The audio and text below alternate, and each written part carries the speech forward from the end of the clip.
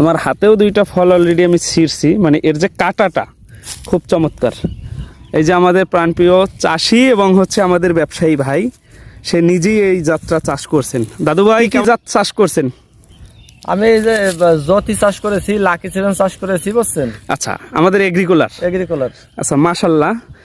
ফল দুইটা যা দেখলাম এবং আপনার গাছে যে ফল, মানে দেখে তো মন প্রাণ ভরে গেল। মানে ফলটা, একটা ফল নিলে মুড ভরে যায়। হ্যাঁ, একটা ফল 100 গ্রামের চেয়ে তো বেশি হবে ওজন। যাক যাক, খুব ভালো।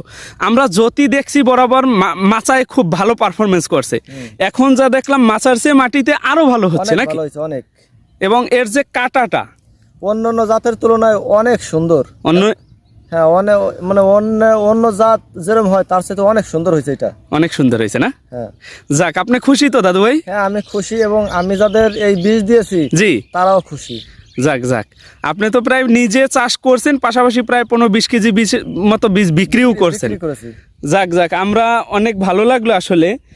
আমি আপনার মাঠে এসে সত্যি আমার মন ভরে গেল। দেখা যাচ্ছে যে এর যে ফলন এবং ফলের সাইজ আমরা যা বলছি, এবং আমি যদি বলি যে গাছ কেবল উঠছে না, কেবল উঠছে গাছ, এবং এই যে আবহাওয়া কুয়াশা টুয়াশা যাচ্ছে, বাট গাছে কি কোনো ভাইরাস পাইছেন আপনি? না, কোনো ভাইরাস নাই গাছে, কোনো ভাইরাস নাই। না। যাক যাক, খুব ভালো লাগলো দাদু ভাই। আমি আপনার সাফল্য